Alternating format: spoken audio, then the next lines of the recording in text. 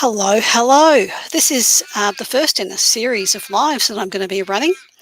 The series is 6 ingredients to having a great companion dog.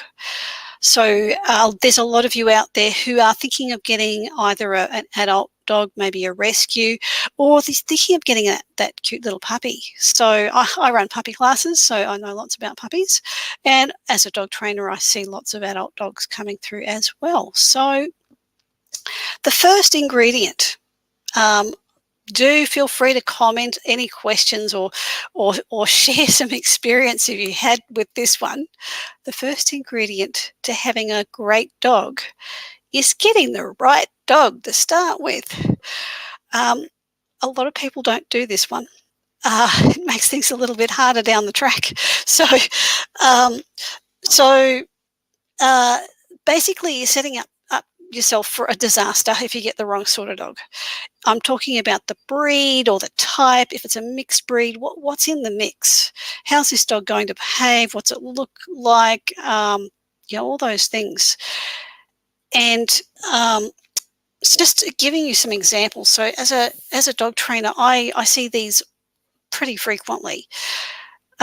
One classic is some woman like myself who weighs under 60 kilos has gone and gotten themselves, a Mastiff type dog like a Great Dane or a Cane Corso, and the dog is just too big for that person to physically handle, particularly if they've gotten a young one. They've got a lot of energy. If they're not trained, they're going to drag you all over the place. Plus, they're a guarding breed. That's another classic mistake, getting a guarding breed dog when you don't live in a very good situation for them. Another example, huskies. I actually had a guy try and give me a husky while I was running a class at a park. It's like, hang on, dude, I'm in the middle of a class. Oh, do you think you can take this husky? No, I can't take the husky. He said it pulled a lot. Funny that. Also, you'd be up for a lot of grooming, so you've got to be prepared for that one. So pretty much any breed of dog, I could come up with similar examples. Any breed of dog that you can think of has got breed tendencies, and the mixes of have also got them. So are they a hunter? Do they bark a lot? Are they hyper energetic, or do they lay in a puddle all day and bore you to death? It depends on the type of dog. So, why does this happen? Why do people end up with the wrong dog? Because I didn't set out to get the wrong dog. I've got 3 categories of why this can happen. So first of all, people didn't know that particular dog would do that kind of thing. And this goes right back to just do a bit of research before you even think of getting a dog. I'm staggered by the number of people these days who get a puppy and they're surprised that the puppy bites. There's pretty much, like 1% of breeds that won't bite you when they're a puppy. They explore the world with their teeth. So some are much more prone to it than others, but that's one little factor. So do educate yourself a little bit before you're getting a dog. Go and ask the breeder, what do they do? What do people complain about with this type of dog? The other thing that often happens, even with people who've got the best intentions to get the right dog, they see a puppy and they go, oh, isn't he cute? We'll cope with whatever problems come up.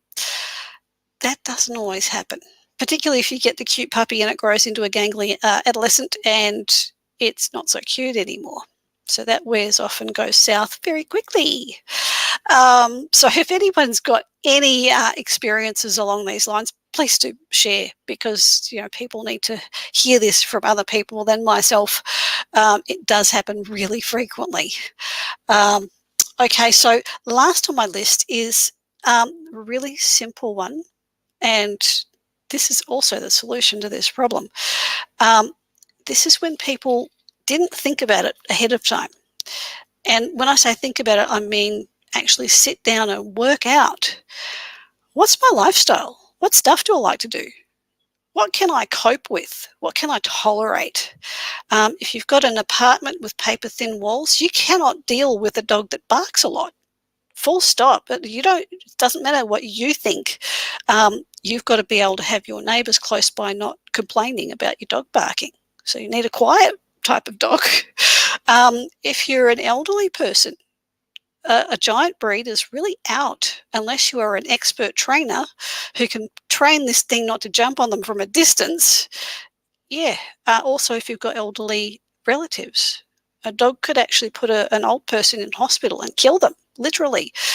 Broken hip for an octogenarian, they might not come back from that. So just think about it. But what's your life got in it? What kind of things would you like to do? What would you like your dog to do? And what can't you cope with? So if you're planning on getting a dog, that's great. If you plan on getting a puppy, that's even better because you can narrow that down. You can really drill down. If you pick your breeder ahead of time, they can tell you exactly what their grandparents and parents are like. What do they get up to? What mischief? Ask them. Interview them. Find out how much socialization. I'll get into that later. But yeah, find out what you want to do before you get the puppy. Right. Now, here's the other issue. Maybe you've already got the wrong dog. In that case, it's not a complete disaster as long as you can find the support that you need. So a really brilliant dog trainer can help you modify the way that you're living with the dog, modify the dog's behavior so that it improves the situation drastically. They can also, an experienced, really good dog trainer can help you navigate through some tough decisions that you might need to make with your wrong dog. Can we fix this, or what do we need to do if we cannot? So if anyone's got that kind of a dilemma, you can feel free to get in touch with me. I do not do private training at this stage, but I have got a network of really wonderful people that I can refer you on to if you are a local to Perth.